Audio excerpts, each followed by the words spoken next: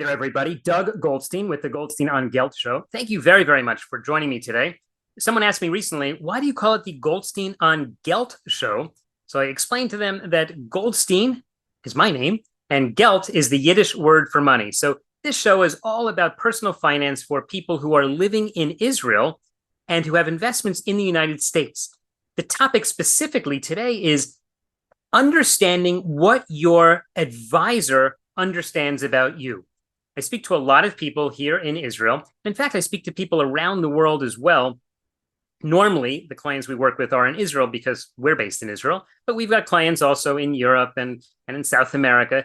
Anyone who's dealing who lives outside the United States, but is dealing with US investments is kind of in the same boat. We call those people cross-border investors. And I think it's important to work with a cross-border investment advisor to help you out with that. So let me explain, first of all, what we actually do, what it means to be a cross-border advisor. So I think that the basic advisor is someone who can talk to you generally about investments. He can talk to you about diversification. He can help you make some plans, retirement plans, maybe paying for your kid to go to school, or vacation planning in terms of finances. Maybe he helps you with budgeting. All of these things are important, and these are sort of the basic skills that any investment advisor should have. But what makes someone different is if he's dealing beyond that. So a lot of people in Israel often say, well, now I live in Israel. Maybe I'll just go work with an Israeli advisor. So there are pros and cons to this, but I think cross-border investors specifically have to be wary about working with an advisor who only focuses in the United States, or for that matter, only focuses in Israel.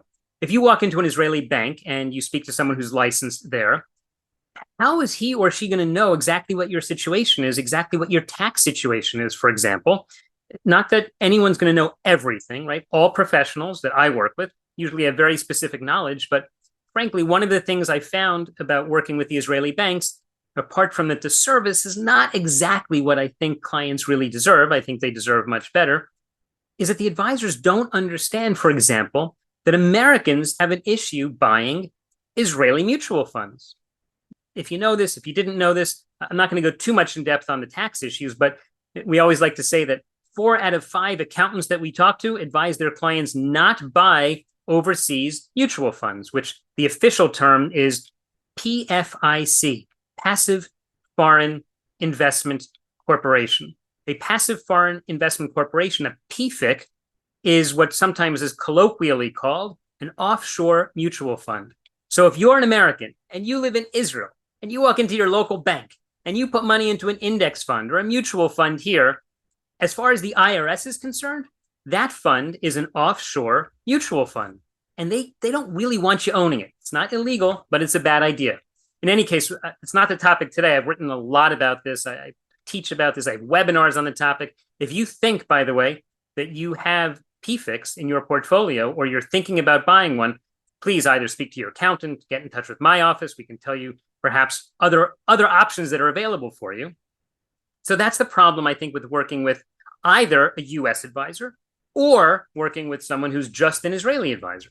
What you really need to do is to work with someone who is both. Let's go over a little more about the issues and why you need a cross-border advisor. Let me give you an example. So these days, we're seeing a lot that Americans who live in Israel, in fact, Americans who live anywhere outside the United States, who are now non-resident Americans. They're Americans, but they don't live in the United States. They're getting a letter frequently from their brokerage firm, big companies, right? Maybe you've heard of some of them, Merrill Lynch, Wells Fargo, Morgan Stanley, lots and lots of companies are sending letters to their clients saying, we refer to them as a Dear John letter. Dear John, it's been very nice that you've been a client of ours for 35 years, but we're thinking that you now live overseas and we don't want to have you as a client anymore because it's too difficult for us from a regulatory standpoint. Please make sure you transfer out to your account in the next 30 or 60 or 90 days. So we get panic calls from people like this all the time. Sometimes people tell me, they say, Doug, I know you've been writing about the problem that Americans in Israel have because their US brokerage firm kicks them out.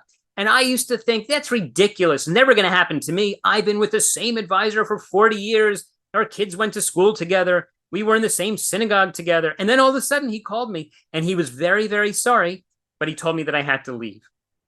That's one example of a risk of working with someone who's only an American advisor. Or there are simple things. There are things that people in America don't know, and it's not because they're not experts in their field. They're experts in their field. They're not experts in cross-border investing. For example, they wouldn't even know what the words bituach leumi mean. They wouldn't know. They wouldn't understand if you say, well, here I have kupat cholim. Why do I need to have insurance in America? Now, if you don't understand what those words are, either you're an American, which is great, and you have no need.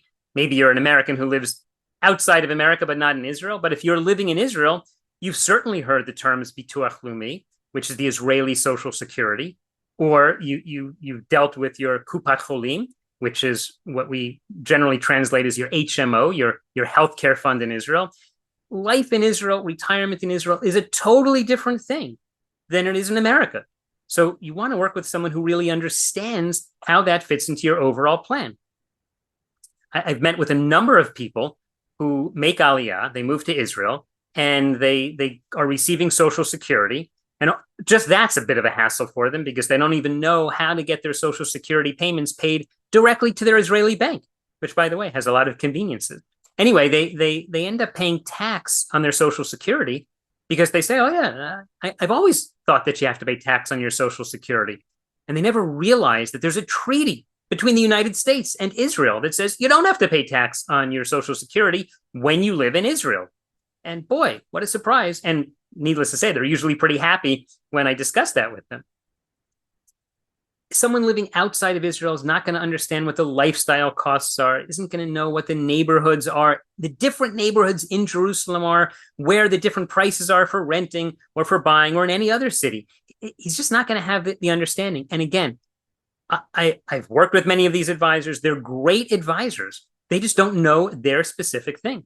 In the same way that there are a lot of issues that Americans have that I don't deal with. It's not that I'm not familiar with them, but if you're having someone handle your investments, which is kind of the lifeblood of your financial future, I would think you'd want someone who really, really understands your situation. So that goes back to this issue of cross-border investment advisors. When you work with a cross-border investment advisor, first of all, you need to make sure that he's licensed in the jurisdictions that matter to you. So in the same way that I don't talk to people in Singapore about their investments in Singapore, I really only talk to people about their investments in the US, and I discuss their life in Israel because I'm licensed both in the US and in Israel. This is my expertise. I'll tell you some of the certifications you might want to look for.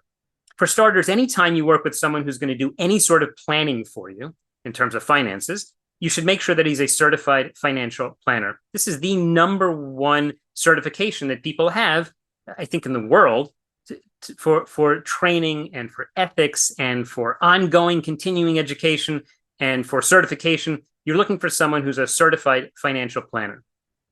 There's another designation that's related that kind of sits on top of that, which is a global financial planner. A global financial planner earns that certification from the Global Financial Planning Institute.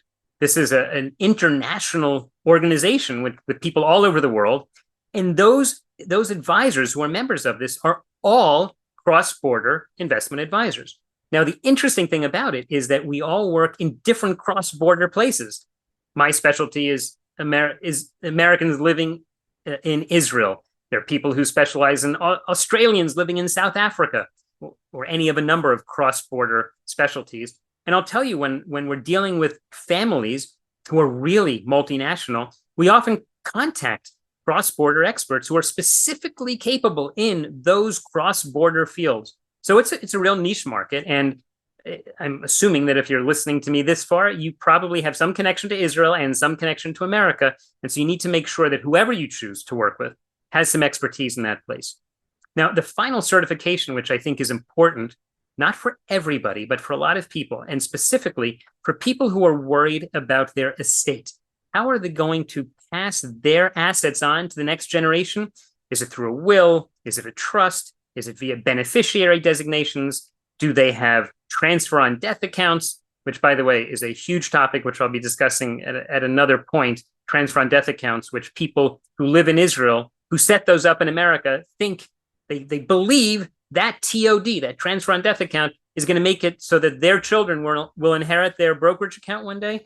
Boy, do I have some stories to tell you about where that didn't happen after the person died. So maybe you'll just say, well, I'll be dead, so I won't care. But I have a feeling if you set up an account like that and you knew that it likely is not going to happen the way you want, you might want to learn more about that. Anyway, make sure you sign up for our newsletter at profile-financial.com. We'll be announcing information about that very, very specific topic in terms of designing and structuring and naming your account, whether a joint account, an individual account, transfer on death account, a trust account. Anyway, that's an aside.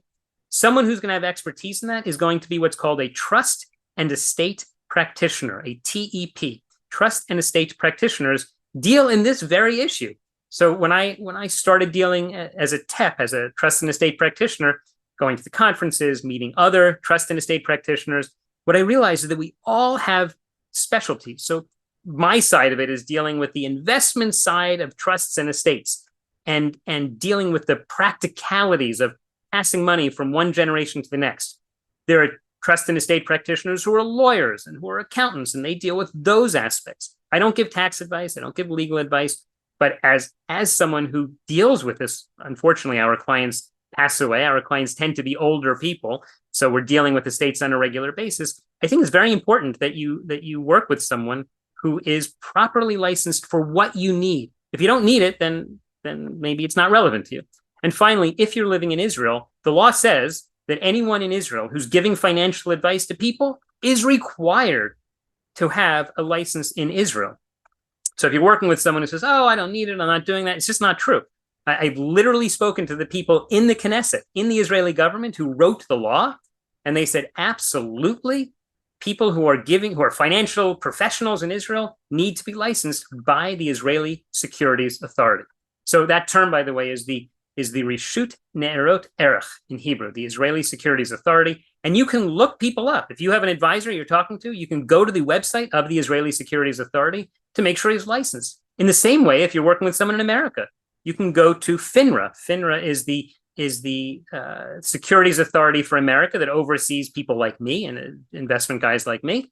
And you can go and look on their website to make sure who this guy is he kosher? What's his background? Are there any claims against him? What licenses does he have? And certainly, it's something that you should look at. In fact, if you look at my website, on the bottom of my website, you've got a link to FINRA's website where you can directly see all about me. Anyone who you're going to work with, it's absolutely someone who you should check out and make sure that you are satisfied that he's properly licensed and that he's doing everything according to the law. All right. So today's episode of the Goldstein on Gelt Show is critical for people who are living outside the United States, who have U.S. investment accounts. If that's you, and if you're not exactly sure how you fit into the picture, or if a cross-border investment advisor is even appropriate for you, or if you're working with an advisor in America and you're getting the sense after this that maybe he or she is not the right one for you, feel free to get in touch with me. You can email me directly. My email address is Doug, D-O-U-G, at profile-financial.com. And that's it for today's episode of the Goldstein on Gelt Show. Once again, I'm Doug Goldstein. You've been listening to the financial show for Americans living in Israel. See you next time.